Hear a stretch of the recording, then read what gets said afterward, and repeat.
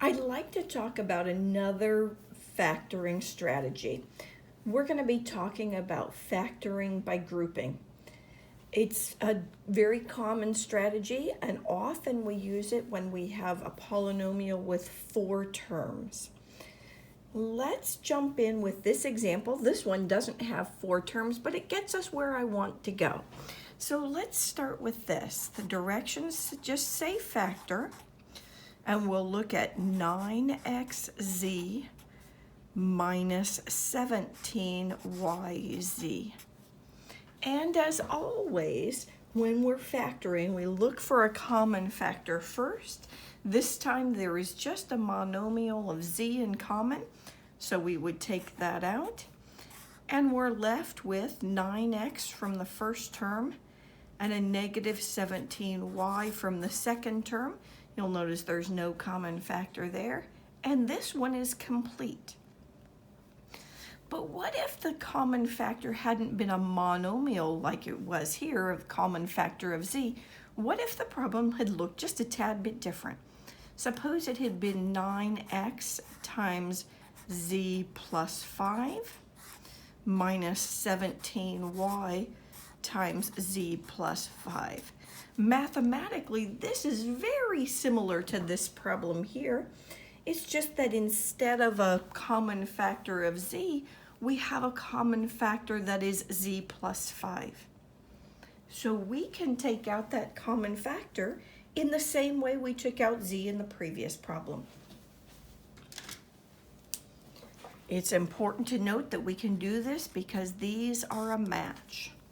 So when we take out a common factor that is a binomial or a trinomial, if that were to come up, we make sure that we have parentheses around it when we take it out. So z plus 5 is our common factor in the same way that z was up here. And when we take out the z plus 5 from this expression, we're just left with the 9x, as we were in the previous problem. And the expression left from here when we factor out this z plus 5 is just that minus 17y. So it will work with any polynomial that has a common factor that may look like this. So for example, if we had 11a squared times a minus 3b plus 47 times a minus 3b, you look for that common factor, and it is this binomial of a minus 3b. Out it comes as my common factor, a minus 3b in parentheses, and we'll have the 11a squared plus 47 as our other factor. Now, when we have a polynomial with 4 terms, they're not going to come looking like this. Let me show you the next one we're going to factor. The directions will just say factor, and it will be x cubed plus 7x squared plus 9x plus 63. So this is a 4-term polynomial, as I mentioned at the beginning of this video. And it certainly doesn't look like the previous problems yet. So let's jump in and see what we would do. We look for a common factor here, but there isn't one all the way across. So what we're going to do is group these terms together. We're going to look at the first 2 terms, and we're going to take out the common factor. And then we're going to look at the second 2 terms and take out the common factor and see what it looks like then. So if we group these first 2 together, so I'm just thinking about these 2, and I'm ignoring these, I will take out a common factor of x squared. And if I take out that x squared, I'll be left with x plus 7. And with respect to these 2 terms, I have a common factor of a positive 9, so I put a plus 9 right here. and I have an x plus 7 left right here. So I grouped the first two terms together and the last two terms together. But now I can see this common factor, this binomial that each of these expressions share. So my x plus 7 comes out as the common factor, and I have x squared plus 9 as my second factor. And this one's complete. And this was factoring by grouping. We grouped the first two and we grouped the second two.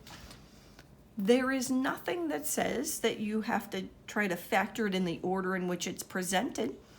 For example, we could have this problem, 8x cubed minus 3 plus 2x squared minus 12x.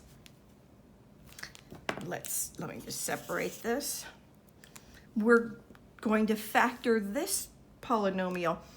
Now, it wasn't written in standard form, and if I tried to factor it the way it was right here, notice there's just a common factor of 1 right here. And here I would have a common factor of 2x. And this doesn't get me anywhere, because when we're factoring by grouping, we want these binomials to be a match. I would not be able to continue with this.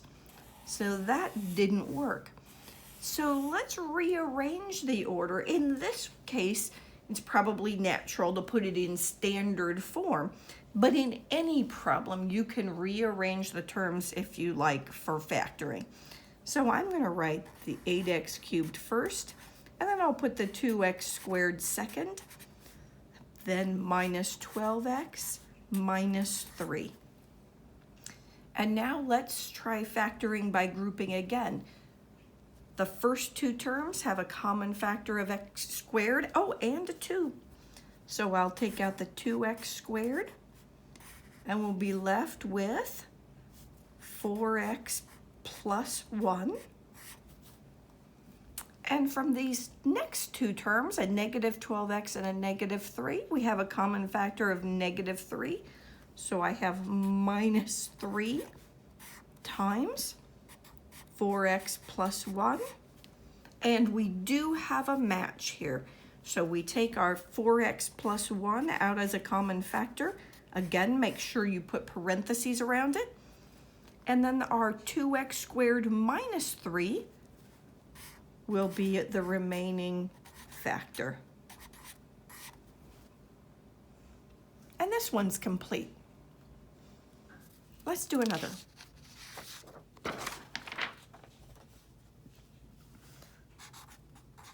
The problem will look like this: 5x to the 4th minus 10x cubed y plus 14y minus 7x. I usually try to factor it in the order in which it's presented, and if that doesn't work well, I think about rearranging the terms. So let's try this in the order in which it was presented. The first two terms, we look for the common factor. We have a 5 in common, also an x cubed. So I'll take out 5x cubed, and we'll be left with an x for the first term and a minus 2y for the second term. Now let's look at this second pair of terms. We have 14y and negative 7x. Looks like the common factor is 7. So I'll put a plus 7 here, and we'll be left with 2y minus x. Now look at these two binomials. We have an x minus y and a 2y minus x. They are not a match. So we can't take it out as it looks right now because they aren't the same. But notice they're almost the same. If we tweak them, we can make them be the same. We have a positive x here and a negative x here. We have a negative 2y and a positive 2y. In fact, these two binomials are exact opposites. If that's the case, we can tweak the expression and force them to be the same. And we'll do that by factoring out a negative. Instead of a positive 7 here, let's factor out a negative 7. So I'm going to leave the 5x cubed times x minus 2y. I'll leave that alone. And now instead of a positive 7, I'm going to have a negative 7. And instead of having a positive 2y, I'll have a negative 2y. Instead of having a negative x here, I'll have a positive x. And now notice these are a match. I mean, this one looks funny because it isn't written the same way. If you want to, you could take another step to rewrite the line so that they look exactly the same, but this is actually unnecessary. But notice I have negative 2y plus x, and now I have x minus 2y, and sometimes people just feel better because now they look exactly the same, even though on the previous line they were still equivalent. But now I can take out my x minus 2y, and my other factor is 5x cubed minus 7. One nice thing about this strategy, and many of the factoring strategies, is once you're finished, if you're not sure if you have it correct, you can actually multiply the polynomials together and see if you get back to the original problem. I'm not going to take the time to do that, but you could. You just FOIL these out and you could see that you will get this original problem back. Let's do one more. And I would encourage you to turn off this video and see if you can do this one yourself. So, and then turn it back on as we go through it. We're going to factor 3x to the 11th minus 21x to the 10th minus 5x plus 35.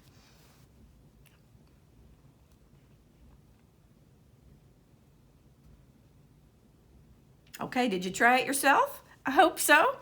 So let's go through it. I'm going to factor it in the order in which it was presented. I'm looking at these first two terms, and I see the common factor is 3x to the 10th. So I have a 3x to the 10th times an x from the first term and a negative 7 from the second term. And from the second pair of expressions, did you figure out what to factor out? You have to decide whether it's going to be a 5 or a negative 5. But keeping in mind that I need an x minus 7 right here. Yeah, let me turn off my phone.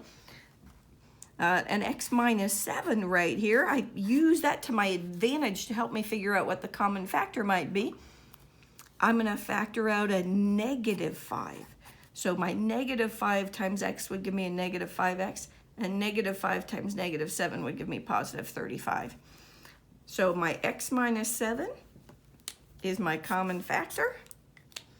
So we have x minus 7 times 3x to the 10th minus 5.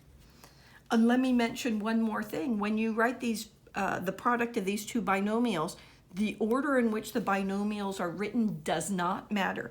So if you did this problem and you put 3x to the 10th minus 5 first, multiplied by x minus 7 second, that would be totally fine. I hope that one worked well for you.